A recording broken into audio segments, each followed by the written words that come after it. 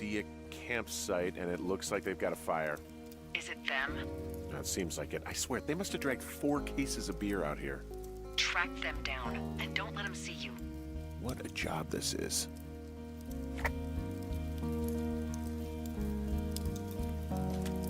I have entered the teen zone. Oh, really? And where's that? It's the name of a magazine for girls. It's on the ground here at their camp. Well, I found some dangerous hunks. What on earth are you... It's another one of those magazines. These girls have a full case of beer left here, a full case. Well, they're impressive little shits, I guess. That is some dedication. Their tent looks like it's been through the shredder, which would explain that scrap I found. What could have done that? Like a bear or, I don't know, it sounds crazy, but even a bull elk if it's off its rocker. Whatever did it, did not hold back. You've got that camera, right? It might be a good idea to get a few snaps, just in case. Yeah, good thinking.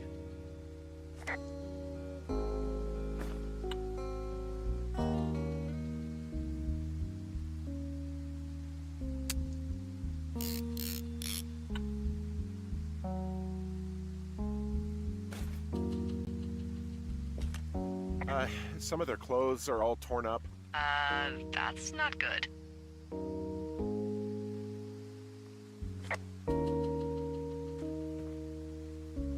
You know, maybe I should take one of their sleeping bags as payback. At this stage, take whatever you want.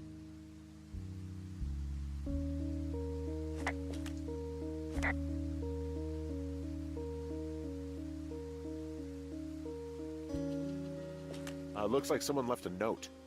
Intriguing. Maybe you should read it. Okay, yeah. Let me know what it says.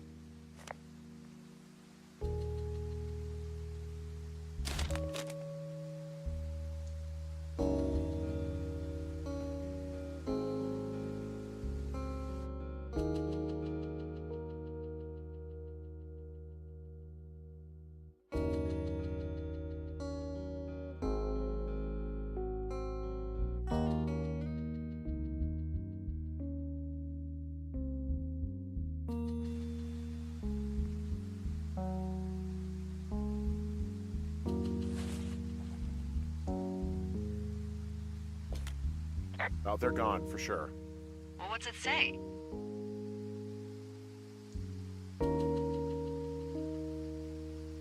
Threatening to call the police because they think I attacked them. Oh my god, well, did you?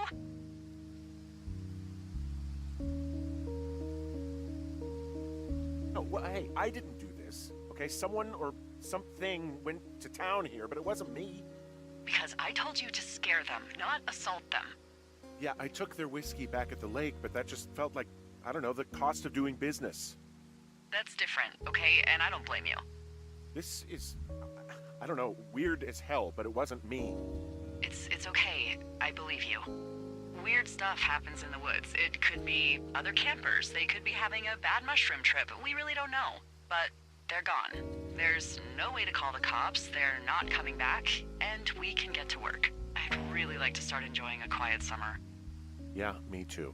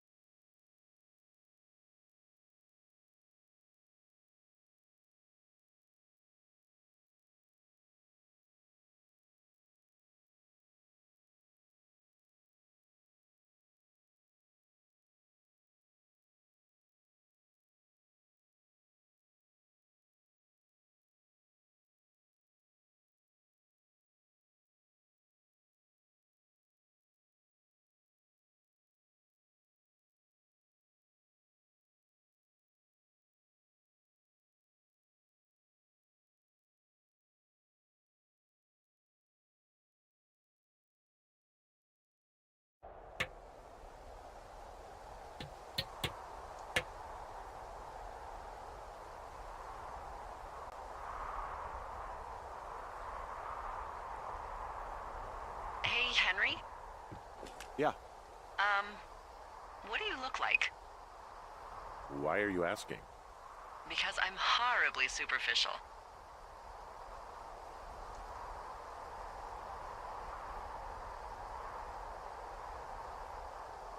This isn't that hard. Unless you just don't want to answer. I could be Tom Cruise's good-looking twin brother. Oh, that's too bad. I read in People he's like 5'0" nothing. Yeah, well, you can't win them all. Okay, well, that gives me a good start. Now let's see. In my scope, I can only tell you're a white guy wearing shorts. It's hot. And maybe, by the way, I'm not white. It's not very, PC or whatever they say. Oh my god, you are the whitest man. Wow. I don't need a spotting scope for that. And if not shorts, then what do you normally like to wear?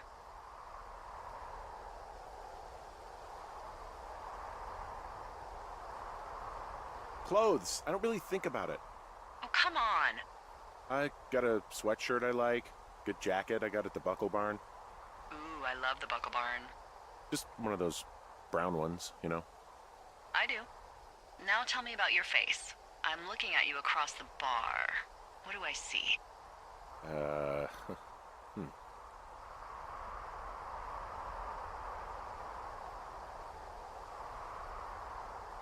A pretty thick beard.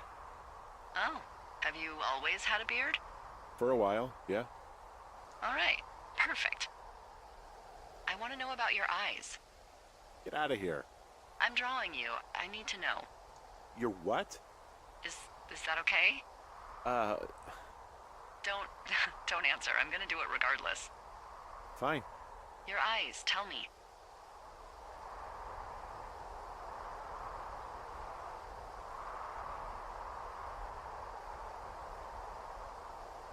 I'm just gonna make it up, and because I'm nice, you won't look too disfigured. Okay, got it. Thank you, Henry. You get what you need? Absolutely.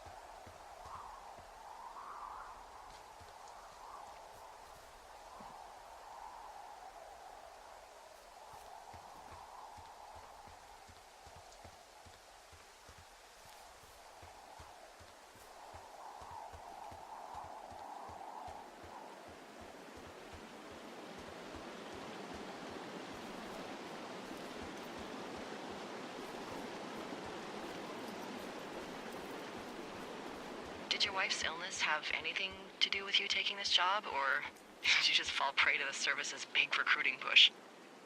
When it comes to, how the hell you ended up out here?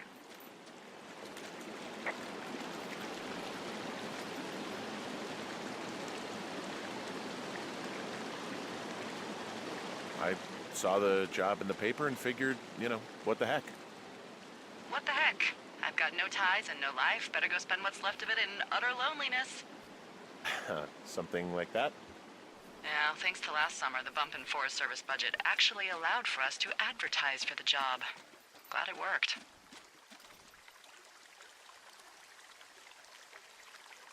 Oh, you're talking about that giant fire that probably caused some damage. Turned an entire jamboree of brownies to dust. Brownies don't have jamborees. Well, they should. And you don't know what the hell I'm talking about, do you? I do not. Jeez. I mean, the federal government almost let Yellowstone National Park burn to the ground? Ring a bell? Yellowstone is 15 miles away. Why would they do that? Well, the short story is that for 60 years, we got very good at not letting forest fires happen.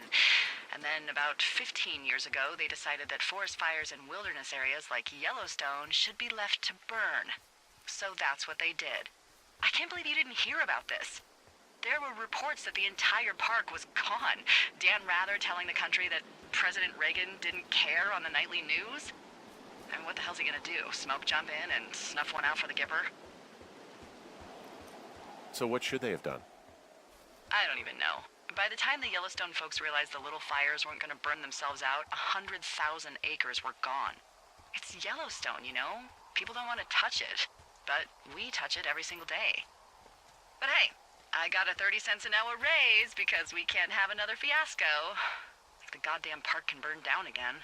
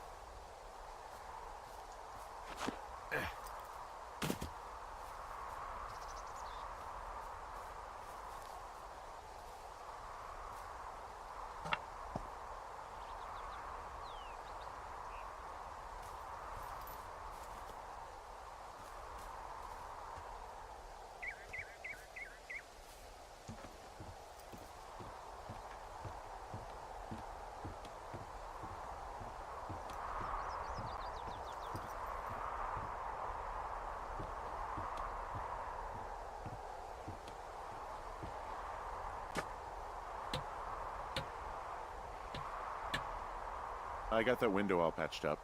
So, what should I do now? What's next? What's next? What do you think is next? Well, you've been the one giving me tasks for 2 days straight. What's next is you sit in that room until September 1st and call me at the first sign of smoke. Huh. Yeah. Why don't you let me know when you're mentally prepared for that task, and I'll give it to you.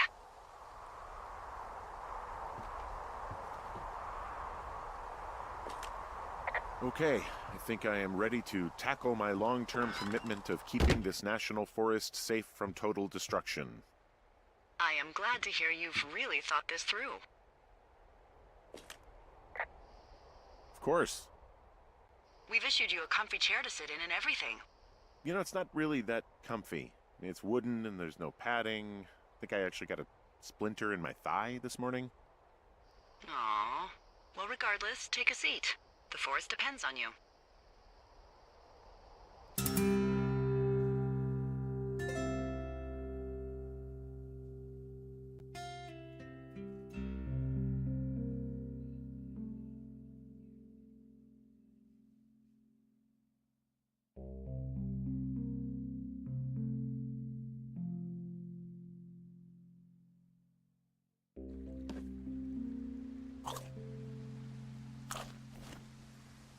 Hello, Henry. Having a nice afternoon?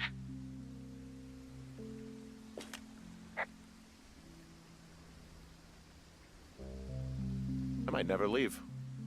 Well, I called with some bad news. 2 young women, Chelsea Stevens and Lily McLean, were reported missing.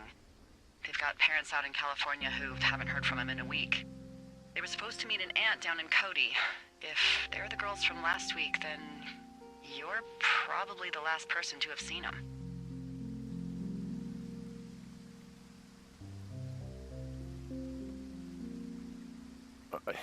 You should tell whoever that I'm happy to be questioned. Look, it's not gonna be an issue. I mean, if they turn up dead, then maybe. Should I just not say anything and save us the trouble?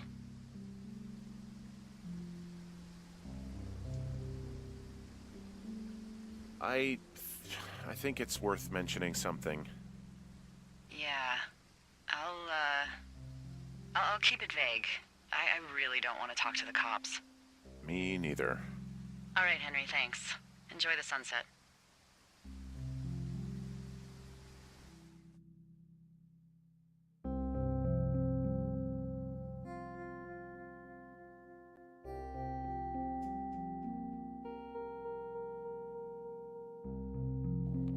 Henry? Henry, wake up.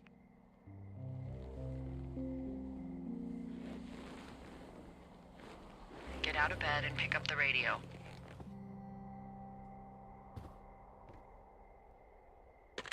What do you want? Hey, you big dumb idiot.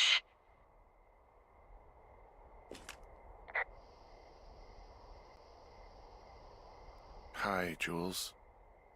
Oh, you sound tired. I am. Are you having a nice time?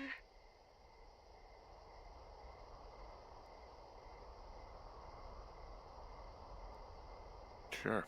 Are you? Everything good there? Jules? What? Oh, sorry, Henry. Yeah, I'm good. Oh, that's good. Well, I'll let you get back to sleep then. Okay, Jules. Delilah seems nice. Sure. Bye, baby.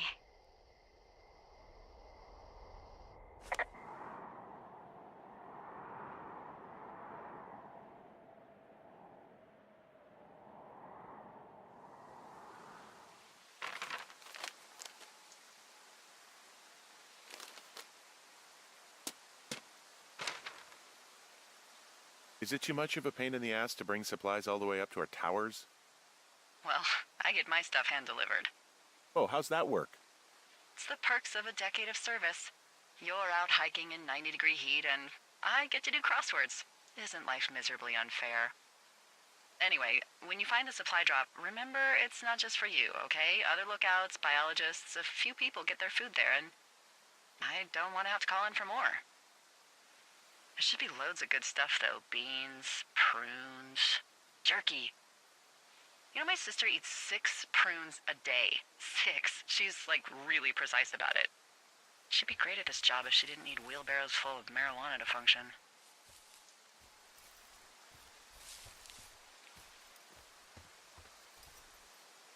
So, like, 2 weeks ago, you called me in the middle of the night? You were sleeping, I guess, and all I heard was the name Jules through the mumbles. I just thought it was so sweet. I wanted to wake you up, but then I thought maybe you were having a nice conversation and I'd just be spoiling it. I hope you're doing okay, you know, when it comes to her.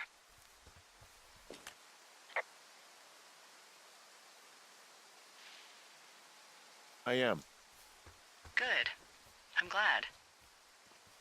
Look, so a couple of months before I took this job, I was with this guy, Javier. He's incredible, caring, sexy as hell. He was a driller down in Casper. We dated for almost 5 years. I was working with the Wyoming Outdoor Leadership School, and I was obsessed with it. I wanted to be an instructor so badly. And I was sure I was going to marry Javier as soon as I could be bothered.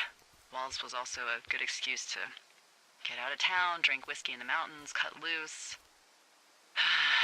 Then, Javier's brother got killed working in Gillette, and for some reason, I didn't come home. Javier said it was fine. He'd go to the funeral, take care of his mom, stuff like that. It'd be easier solo. When he came back, he left me. I came out here, I lied, and told my sister he fucked our neighbor.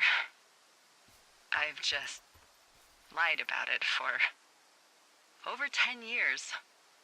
And, for some reason, I wanted you to know. I figured you've told me so much about you, so, you know, there's something about me. We both fucked up.